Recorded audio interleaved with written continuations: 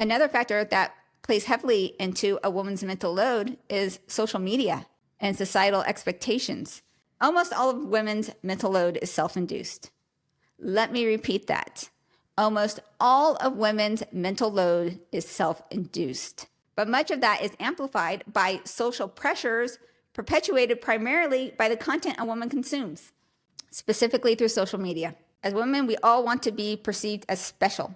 And if we can't be perceived as special, we at least don't want to be considered abnormal. And what happens when a woman scrolls through social media, what does she see? Well, it appears that everyone is living their best life. And this leads a woman to think like, how is it that that husband is taking her on all kinds of great vacations? How come that husband makes enough money to afford that nice house, but mine doesn't? How come she gets all these great date nights and her husband brings her flowers and mine doesn't? Why does she look so pretty and put together? Why I have no time and I'm constantly looking like a dumpster fire?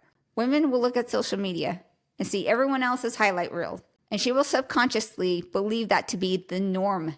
And when she sees her own life and that it doesn't come close to what she sees online, she's going to come to a false conclusion that she somehow got stuck with her husband who can't even provide her with what she considers to be a normal life.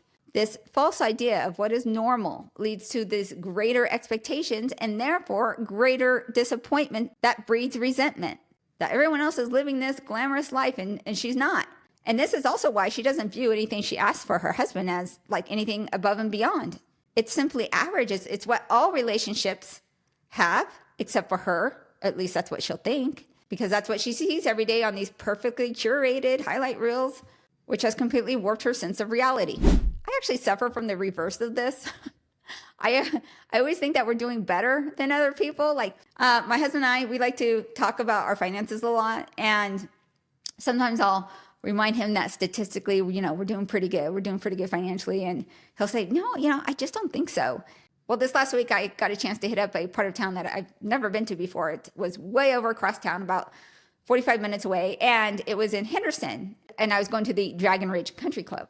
I pull up to the guard gate and I hand over my license and they give it back to me and I'm let in. And I go up to the clubhouse. And as soon as I entered, and I don't know if you've ever been to those fancy hotels where they have that scent that they pump into the air. It's kind of like the scent of luxury, much like the new car scent, but for buildings. So there's a nice restaurant, there's this fancy bar, and the building is just almost entirely windows so that you could see the views of the greens and the amazing homes in that community. So these homes are like $5, $10, $15, $20 million homes.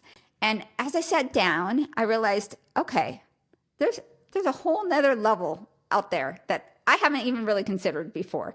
So I thought, okay, Michael's right. We aren't doing that great. So this comparison game just adds like this whole next level pressure. And this not only skews her perception of how her husband should show up, but it also skews her perception like of how beautiful she is, what kind of mother she believes she has to be. And it's just going to create a whole bunch of expectations that no human can ever possibly live up to. But she will try and she will fail miserably because unlike the story that feminism has told you, you can't have it all. Well, you can, but just not all at once. And is it just me? Like, has social media gotten just so absolutely damn ridiculous with everything? Let me give you an example. Okay, let's say a woman gets pregnant. What used to happen? Well, what would happen is you would have punch, cake, and games. Like, that was it. Now a woman gets pregnant. There's the announcement. Then you have the big gender reveal. Have you seen some of these big ones? Like, they're just so over the top now. You can find out by popping balloons or cutting into a cake. I've even seen it from, an airplane going overhead with a banner or dropping down the different color with blue or pink of whatever gender is coming. People have spent thousands of dollars simply to announce if their baby's going to be a boy or a girl. After that, you have the actual baby shower. Now, and these aren't just like cake and punch anymore.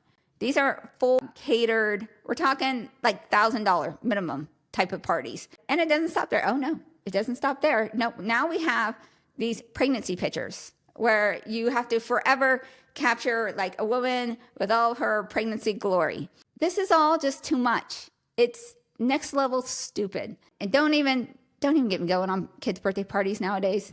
Everything has just gotten out of control. And it's one of the major reasons why a woman believes that she has to work is because it appears that everyone is doing it and everyone seems to have it all figured out. They all seem to be taking care of their kids and their husband just fine.